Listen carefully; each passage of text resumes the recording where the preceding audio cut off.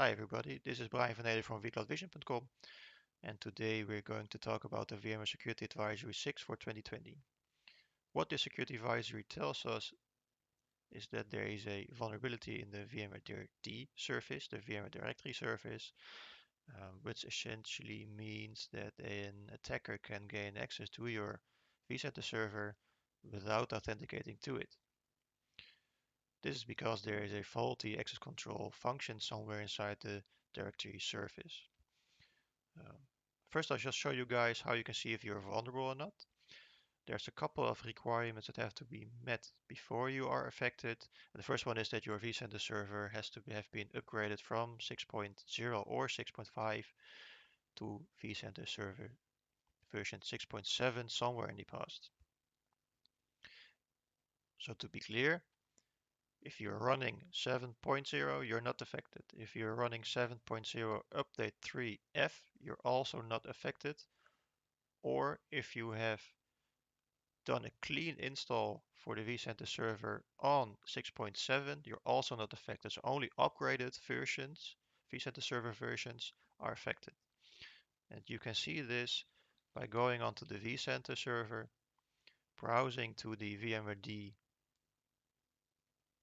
syslog log file, and looking for the ACL mode line. As you can see, the ACL mode line is present in this vCenter server, so I am affected. This vCenter server has been upgraded from 6.0 to 6.7 in the past, so far so good. The only downside on this is that the ACL mode legacy line will also be present in your log file if you are already patched. So again, make sure you are on 6.7 update 3F or vCenter server 7.0 if you want to be safe. So now that we've checked that we are affected, we can continue and look at the environment and check how we can use this vulnerability to our advantage for demo purposes. So the guys at guardiacore.com researched this vulnerability and made a script that we can use to use this exploit. And before we are going to do that, I'll show you guys my environment. This is our test lab vCenter server, and I'll show you guys that there are no other users present inside the vSerpent local directory except for the default users. So as you can see here, there's nobody else besides the default solution users.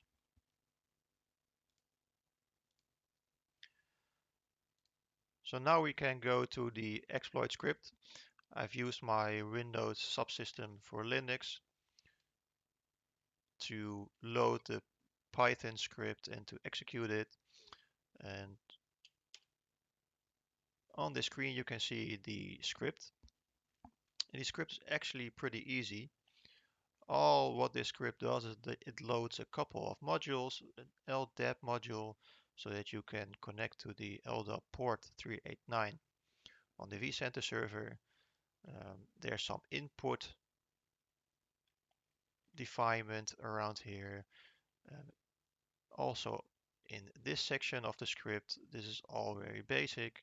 And in the below part, it's actually the most important part. We can see here that there are actually only 3 calls to the LDAP service, which is the initializing, which is the adding of a user to the vSerpent local domain, and modifying this user to be an admin user so that it's now part of the administrators group inside the vSerpent local domain. So actually it's pretty simple, and the flaws already start at the first part because you shouldn't be able to initialize a session to the vCenter server domain, but this function that actually checks this always provides a success even though you are not authenticated, because it only checks if you are inputting a domain in the bind argument. So you can just enter a domain, whichever you like, which we did here, an administrator at test.local domain, which doesn't even exist on the vCenter server. Just add a fake password, it doesn't matter, because you will get an invalid credentials. But even though you're getting this, we can still continue on to the next part, which is adding a user. And if we just add the user, we can see that it, in the later stage I will show you guys, we can see that it works. And in the next phase, we can just add the user to the administrators group and we're all done.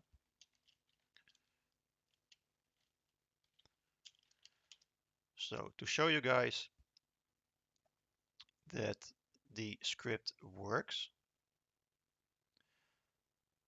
and that there's no other user we can log in with, I'm going to create a user called vCloudVision-attacker.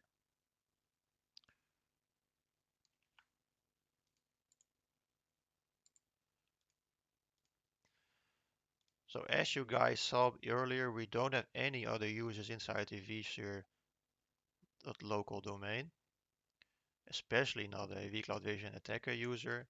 And we can show this right now. There's no proper user inside the directory. This information can also be shown inside the log file from the VMware D service. We can see here that the authentication failed, probably a password error.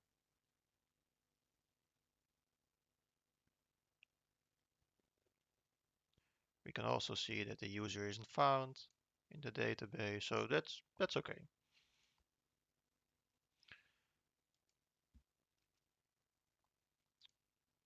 Now we're going to execute this script, which, like I said before, initializes an LDAP session on port 389 to your vCenter server. It adds a user and a password inside the vSphere.local domain.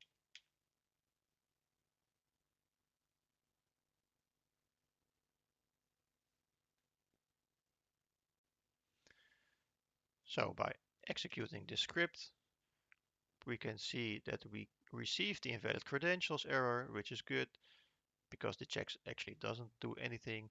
We can see that the user's added and we've added it to the administrators group with these credentials.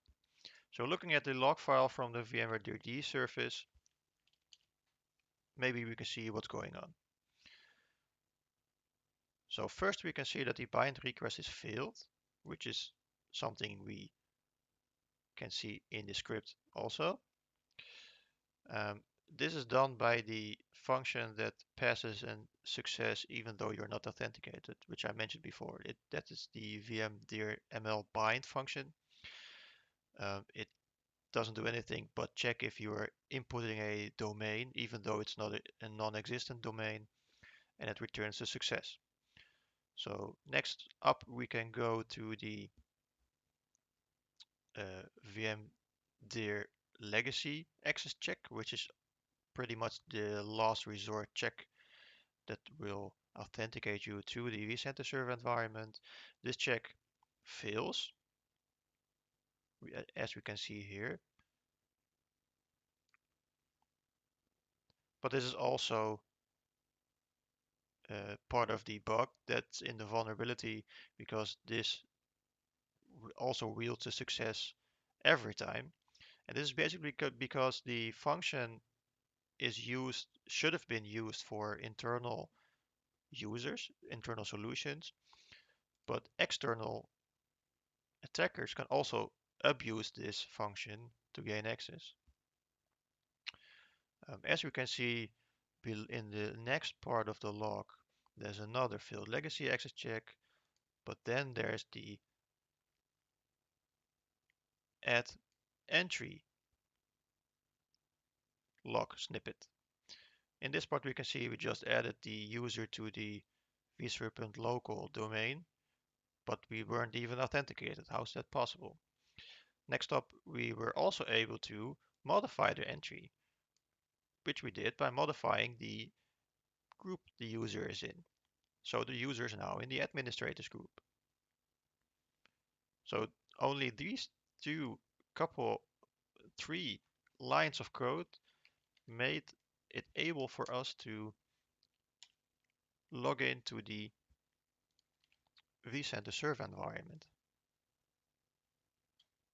As you can see, I can now log in with this user, which wasn't there before. I can do anything I'd like inside the vCenter server. As you can see, the user is added, and the user is also part of the administrators group. So now we've added a administrator user to the vCenter server environment through a faulty VMDRD service, and we exploited the vulnerability that was present in the service to add an administrator user. So what I can now essentially do is just remove anything I'd like from the vCenter server, even virtual machines, delete them from disk and everything else. So this is why I'm creating this video. You guys should absolutely patch to 6.7 update 3F or vCenter server 7. So now that we've seen how this works and how easy it is to gain access to the vCenter server environment, what can we do to prevent an attacker abusing this vulnerability if we can't patch directly? Well, the only thing we can do, and I hope that everybody already did, is that we can block the LDAP port from the outside world. So this means that if we make sure that nobody from the outside world can connect to the vCenter server on port 389, we should be safer than with that port open. So to demonstrate this, I'll just create a firewall rule inside my vCenter server that essentially blocks the entire Windows subsystem for Linux screen I have here.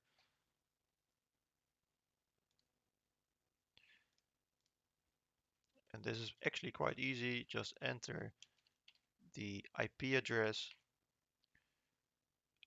the subnet prefix length, and the action, which is reject, save, and we should be good to go.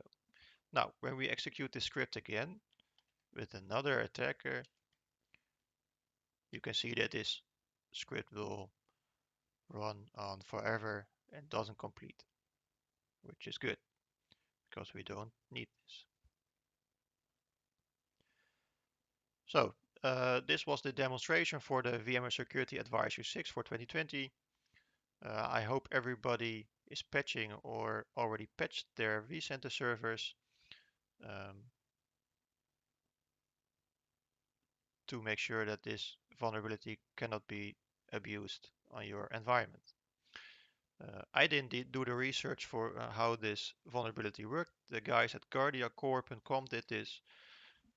But as you can see, the script is actually pretty easy and only consists of 3 commands that you need to do. Thanks for watching, everybody. Until the next time.